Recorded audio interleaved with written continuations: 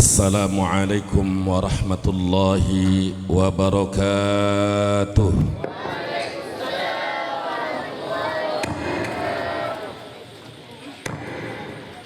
Alhamdulillahi nahmaduhu wa nasta'inuhu wa nastaghfiruh. Alladhi dalla wujudu asarihi ala wujudi asma'i wa wujudu asma'ihi ala subuti awsafi wa subutu awsafihi ala wujudi dhati. Wassalatu wassalamu ala man khutima bihi risalah sayyidina wa maulana Muhammadin ma'dinil asrari rabbaniyah wa khazainil ulumil istifaiyah wa dil mahiratil mu'jizatil bahirati wal fadailil azimah wal mafakhiril aliyah wa ala alihi wa ashabihi wa junudihi ila yaumil qiyamah. Ashhadu an la ilaha illallah wahdahu la syarikalah wa ashhadu anna Muhammadan abduhu wa rasuluhu la nabiyya ba'dah. Faqad ballagha ar-risalah wa adda al-amanah wa nasaha al-ummah wa jahada fi sabilillahi haqqa jihadih.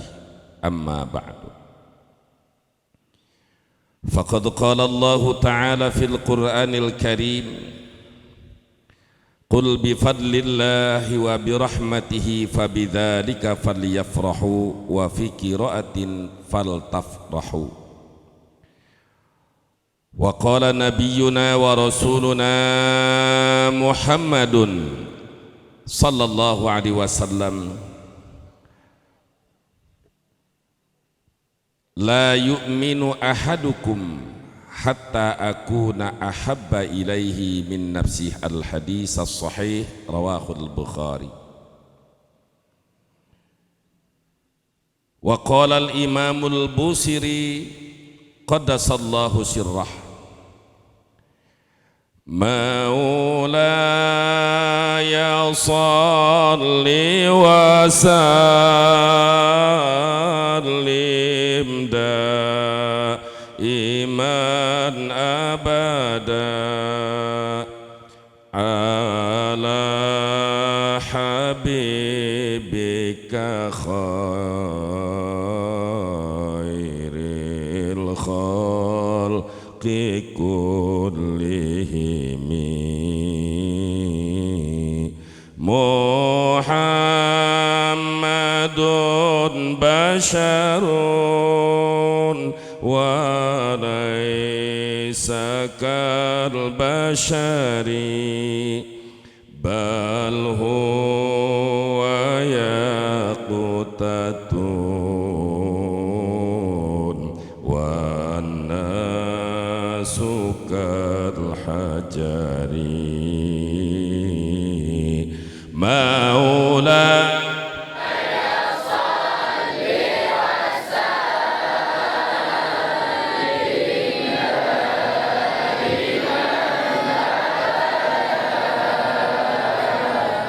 ala habibika khairil khalqi kullihim. Semoga sholawat tadi menjadi wasilah kita kumpul di surga Allah subhanahu wa ta'ala bersama Rasulullah SAW. Amin. Yang terhormat dan yang saya muliakan, Hadratul Mukarramin wal Muhtaramin, segenap para ulama, para tuan guru, para tengku, wabil khusus guru kita bersama pimpinan pondok pesantren atau bahasa Acehnya Dayah Darul Mujahidin Al Mukarram wal Muhtaram Kiai Haji Tengku Muslim At-Tahriri beserta keluarga besar, santri dan alumni. Mudah-mudahan beliau panjang umur serta sehat walafiat, ditambah manfaat barokah ilmunya, diberkahkan rizkinya, diberkahkan pondok pesantrennya, dimenangkan dalam perjuangannya. Amin ya rabbal alamin. Aparatur pemerintah baik sipil maupun militer yang hadir di tempat yang mulia ini, juga yang sama saya hormati, mudah-mudahan semuanya diberi taufik hidayah oleh Allah menjadi para pemimpin yang adil sehingga bisa masuk surga dengan keadilannya bifadlillah wa judih. Amin ya rabbal. Juga kepada sahabat ikhwan seperjuangan Front Persaudaraan Islam seprovinsi Aceh, wabil khusus yang hadir pada malam hari ini, baik dari mujahid dan mujahidahnya, mudah-mudahan Allah Subhanahu wa taala memberikan kekuatan iman dan istiqamah di jalan Allah Subhanahu wa taala. Amin ya Allah ya rabbal. Akhirnya salam penghormatan saya sampaikan kepada seluruh kaum bapak, ibu, pemuda, pemudi, santriwan, santriwati, hadirin wal hadirat rahimakumullah. Alhamdulillah wa syukru ala ni'matillah. Pada malam hari ini saya bersama rombongan dari Dewan Pimpinan Pusat Front Persaudaraan Islam, alhamdulillah di sini hadir Ketua Advokat Bapak Aziz Yanuar SH MH MM. Mudah-mudahan dalam perjuangan beliau khususnya menjadi pembela imam besar kita, beliau diberikan kesehatan, kekuatan serta kecukupan. Amin. Dan wabil khusus mari kita doakan guru kita, imam kita, Imam besar Habib Rizik Syihab, diberikan sehat walafiat, segera dikabul doa-doanya, dibuktikan doa-doanya, dihancurkan semua orang yang mendolimi kepadanya, kecuali mereka yang tobat dengan sebenar-benarnya tobat. Amin ya Allahu ya rabbal alamin.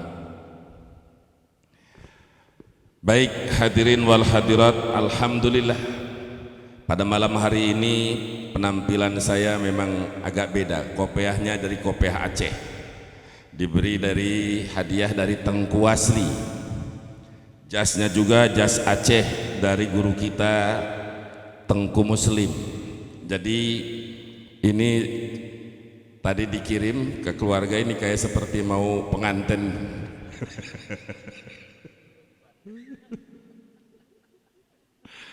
Ini kalau di Banten ini biasanya orang yang mau kawin dandannya seperti ini gitu.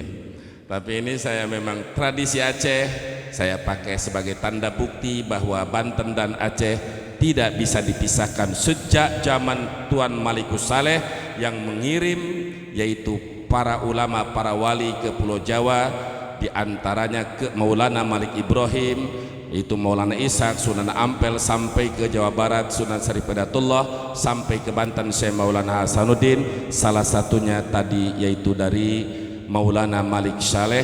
Dan alhamdulillah pada tadi saya bersama rombongan ziarah, mudah-mudahan Allah mengangkat derajatnya dunia dan akhirat. Baik hadirin wal hadirat rahimakumullah, pada malam hari ini saya akan mengkaji, sebab judulnya juga mengkaji kelas tinggi, tapi bagi saya enggak kelas tinggi, biasa saja. Karena memang untuk ceramah-ceramah ini saya sudah 2 tahun.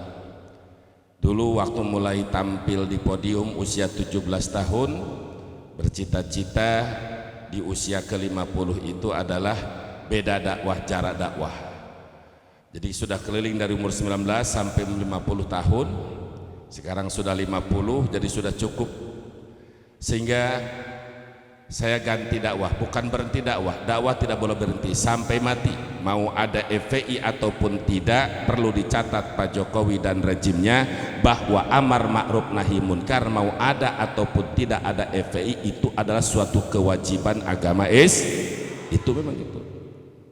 Jadi mau dibubarkan Front Pembela Islam, tetap dakwah dan amar ma'ruf nahi munkar ada. Dan alhamdulillah tadi sudah dibahas, kita sudah punya kendaraan baru, kendaraan perjuangan baru yang bernama Front Persaudaraan Islam. Semoga semakin besar, semakin istiqomah. Amin ya robbal alamin.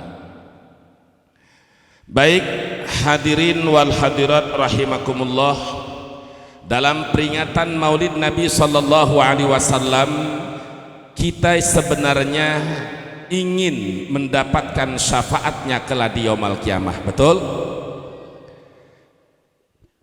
Tentang syafaat bagi kita ahlus sunnah wal jamaah, sebagaimana yang tertera di dalam kitab Asy-Syekhul Arif Al-Imam Al-Arif Billah Asy-Syeikh Ibrahim Al-Liqani, yaitu kitab Jawharatut Tauhid, salah satu kitab yang masyhur di kalangan dunia Islam ahlus sunnah wal jamaah. Beliau menyatakan wa wajibun syafa'atul musyaffa'i Muhammadun muqaddaman la tamna'i wa fi ba'dinusi muqaddiman wa sahih muqaddaman. Bait ini berdasarkan dari berbanyak hadis yang sahih, dari mulai di dalam kitab Sahihul Bukhari, Sahih Muslim, Sunan Abi Daud, At-Tirmidzi, Nasai, Ibnu Majah dan lain sebagainya, termasuk di dalam Musnad Imam Ahmad. Salah satu yang diriwayatkan yaitu yang disampaikan oleh baginda Nabi kita Muhammad sallallahu alaihi wasallam, syafaati yaumal qiyamati haqqun faman lam yu'min biha lam yakun min ahliha. Syafaatku, pertolonganku, wasilahku, kata Nabi, di hari kiamat itu adalah pasti. Siapa orang yang tidak percaya dengan syafaat Nabi, maka dia tidak akan menerima syafaat Nabi. Na'udzubillahi min. Bahkan ada ketua umum parpol beberapa tahun yang lalu mengatakan bahwa hari akhir, hari kiamat itu sebagai ramalan. Ada gak yang ngomong gitu? Ada nggak? Tahu nggak orangnya? Siapa? Siapa? Kok takut? Siapa? Siapa? Betul. Yakin? Ada YouTube-nya? Ada. Jadi jangan pun urusan agama yang paling penting sehingga di urusan negara pun dia mau robah. Pancasila mau jadi Trisila, jadi Ekasila. Andai kata yang ngomong begini, yang mengajukan begini FPI, Masya Allah sudah dijadikan teroris ini FPI, betul? Tapi mereka yang mau merubah Pancasila, yang ngaku-ngaku sebagai Pancasilais, tapi Pancasila mau dirubah menjadi Trisila dan Ekasila, andai kata umat tidak bangkit dari Sabang sampai Merauke, pasti ajaran komunis itu akan berhasil. Biarkan apa lawan? Siap lawan, siap bangkit, siap bela Pancasila, siap lawan komunis. Takbir. Mulai keluar adatnya. Yang membela agama, yang membela negara, bencana di mana-mana sampai di Aceh FPI dia yang bubarin. Inna lillahi wa inna ilaihi raji'un. Jadi syafaat Nabi itu pasti. Kita sebagai umat Islam yang berakidahkan ahlus sunnah wal jamaah wajib meyakini adanya syafaat. Di dalam kitab Tuhfatul Muwahhid yang saya susun menyarahi kitab Jawharatut Tauhid, dibahas tentang apa itu syafaat lughatan dan istilahan. Cukup panjang, namun saya singkat saja. I'lam annal ulama'a qad adaw syafa'atan Nabi sallallahu alaihi wasallam ala samaniyati anwa'i. Berdasarkan dari ayat-ayat Al-Qur'an, juga berdasarkan dari hadis-hadis baik kutubus sittah maupun di luar kutubus sittah, para ulama ahlus sunnah wal jamaah menyimpulkan bahwa syafaat itu ada 8 macam. Ada berapa? 8. Kalau satu bahasan 1 jam berarti 8 jam. Siap ngaji gak 8 jam? Siap ngaji 8 jam? Sekarang udah jam 10, 8 jam berarti sampai jam 8. Jam berapa? Jam 6. Sedangkan saya dari sini ke Banda Aceh perjalanan 6 jam. Jam 10 harus terbang. Gak keburu kayaknya. Udah singkat jadi 8 menit. Setuju gak? Enggak. Jadi syafaat itu berdasarkan hasil daripada ijtihadna para ulama, istimbat dari ayat dan hadis, bahwa syafaat terbagi 8. Fal'ula as-syafa'atul udma wa hiya syafa'atuhu sallallahu alaihi wasallam bi kullil khalaiq li irahatihim min tulil wuqufi yaumal qiyamah li yubda'a hisabuhum. Yang pertama yang disebut as-syafa'atul udma, syafaat yang besar. Kapan itu terjadi syafaat Nabi, syafaat yang besar? Pada saat Allah membuktikan janjinya. Idza zulzilatil ardu zilzalaha wa akhrajatil ardu asqalaha wa qala al insanu ma laha. Pada saat terjadi kiamat, dengan tiupan pertama sangkakala hancurlah kullu man 'alaiha fan, kecuali yang diistisna oleh Allah, di antaranya aras, surga, neraka, bidadari. Dalam riwayat yang 40 tahun kemudian ditiup kembali sangkakala, bangkitlah manusia dari kubur. Semua kita akan dibangkitkan lagi dari kubur. Dan perlu dicatat, ini bukan ramalan. Mbak Mega dan kawan-kawan, ini bukan ramal. Ini adalah suatu akidah, keyakinan. Selama Anda Islam, maka wajib yakin bahwa akan adanya hari kebangkitan dari kubur. Betul? Ayatnya cukup banyak dalam Al-Quran. Ketika manusia dibangkitkan dari kubur, digiring semuanya ke padang mahsyar. Mereka semua dalam keadaan telanjang, tanpa ada jenderal, tanpa ada kopral, tidak ada ulama, tidak ada santri, semua huffatan uratan, seperti bayi yang baru dilahirkan, tidak berpakaian apa-apa. Saling melihat, tidak keburu urusan hal begituan. Disitulah manusia dalam keadaan, apakah saya selamat, apa saya celaka, selamat apakah celaka. Lelah luar biasa, menunggu kepastian kapan ini hisab segera dimulai. Sampai kelelahannya, ada yang berenang di keringatnya sendiri sampai kepala.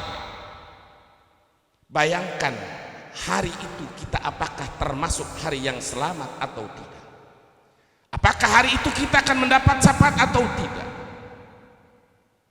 Manusia saking lelahnya menunggu untuk dihisab, banyak minta segera, ya Allah dimulai hisaban ini, walaupun kami harus masuk ke neraka, yang penting kami segera keluar dari tempat perkumpulan ini. Saking lelah. Maka pertama disitulah terjadi syafa'atul udma bikullil khalai. Bukan hanya umat Islam, seluruh orang kafir dengan aneka ragam cara peribadatan mereka, baik mulai Yahudi dan Nasrani, musyrik jahiliyah, animisme, selain daripada agama Islam, semuanya mendapatkan syafa'atul udma itu. Apa yang disebut syafa'atul udma? Ketika Nabi meminta kepada Allah segera hisaban ini dimulai, saking lelahnya manusia, maka mulailah syafaat itu dilakukan, hisaban itu dilakukan. Itu berkah syafaat Nabiyuna wa Habibuna Muhammad sallallahu alaihi wasallam. Yang kedua, syafa'atuhu sallallahu alaihi wasallam fi idkhali qaumin al-jannata bighairi hisab. syafaat Nabi, pertolongan Nabi, wasilah Nabi, banyak umatnya yang dimasukkan ke dalam surga. Di antaranya para sahabat 10, yaitu seperti Sayyidina Abu Bakar Siddiq, Sayyidina Utsman, Sayyidina Umar Al-Faruq, Sayyidina Utsman bin Nurain, Sayyidina Ali bin Abi Thalib, Abi Talha, Zubair bin Awam, Sa'ad bin Abi Waqqas, yang 10 sahabat, dan azwajun Nabi, juga para sahabat Nabi, dan orang-orang syuhada, dan orang-orang yang dijamin oleh Nabi 70.000 kali 70.000 masuk tanpa hisab. Mereka masuk surga tanpa dihisab. Saudara, ketika kita mau keluar negeri atau keluar kota, begitu di bandara begitu banyak pemeriksaan, apalagi zaman sekarang PCR, betul? Vaksin, terus paspor kalau keluar negeri, begitu antri. Itu suatu gambaran, apalagi nanti di hari kiamat. Siapa yang akan menolong kita? Siapa yang akan membela kita? Tidak ada lain kecuali Nabiyuna wa Habibuna Muhammad sallallahu alaihi wasallam. Presiden tidak bisa, jenderal tidak bisa. Yang bisa itu hanya anbiya, syuhada, sholihin, aulia, dan ulamaul amilin, sebagaimana yang akan dijelaskan. Jadi kedua, syafaat Nabi memasukkan umatnya tanpa hisab masuk ke surga Allah subhanahu wa ta'ala. Yang ketiga, syafaatuhu sallallahu alaihi wasallam fi ba'di man istahaqqa dukhulan nari bidzunubi alla yadkhulaha. Ada sebahagian umat yang hak untuk masuk neraka dengan sebab dosa. Jadi ada sebagian umat Islam, dia ini harusnya masuk neraka, tapi dengan adanya syafaat Nabi, bisa dia tidak masuk ke dalam neraka, melainkan diangkat langsung ke surga Allah subhanahu wa ta'ala. Sedangkan kita sebagai umat Nabi banyak dosa, betul apa tidak? Mudah-mudahan kita termasuk bagian orang yang ketiga ini, amin ya rabbal.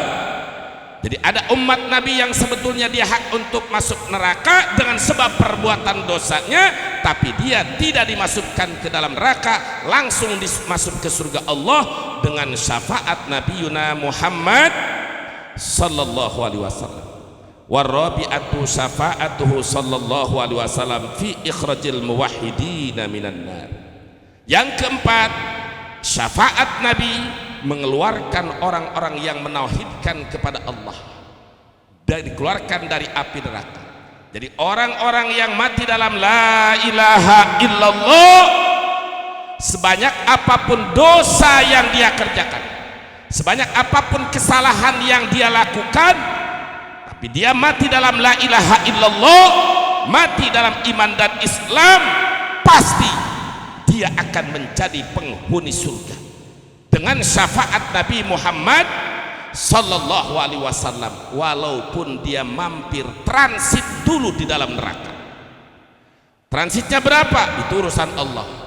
Ada yang 1 jam, ada yang setahun, mungkin ada yang 100 tahun, ada yang 1.000.000.000 tahun. Sedangkan 1 hari yaumul kiamah sama dengan 50.000 tahun hari dunia. Masya Allah, tabarakallah. Jadi orang-orang yang beriman, yang wafat dalam keadaan iman, wafat dalam kalimat la ilaha illallah, itu tetap endingnya, ujungnya, akhirnya semua akan menjadi ahli surga. Cuma orang yang masuk ke surga setelah masuk neraka ada setempel di sininya, dalam satu riwayat disebut jahanamiyin, itu sarjana mantan neraka jahanam. Tapi masih beruntung karena dia tetap setelah ke surga abadi kekal selama-lamanya, lahum fiha ma yashnun. Emang ada yang abadi dalam neraka? Ada. Yang kekal abadi di dalam neraka, innalladzina kafaru min ahlil kitabi wal musyrikina fi nari jahannam. Coba baca ayatnya. Innalladzina kafaru min ahlil kitabi wal musyrikina fi nari jahannam khalidina fiha ulaika hum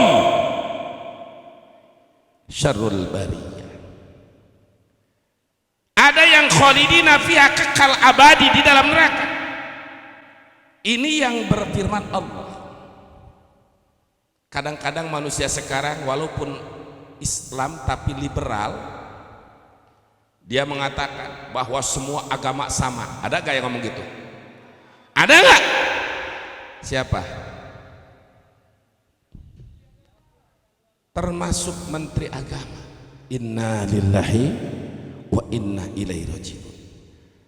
Dalam satu hadis ketika Imam Ibnu Hajar Al-Asqalani juga di dalam Irsadus Sari kitab Al-Qustalani ketika menjelaskan tentang min asrati sa'ah, tanda-tanda kiamat, ayyakilal ilmu, di sini dibahas oleh para ulama ahli hadis. Tanda-tanda kiamat adalah tarisul jahalah fil manasibid diniyah, mengangkat para pemimpin urusan-urusan agama yang tidak paham agama.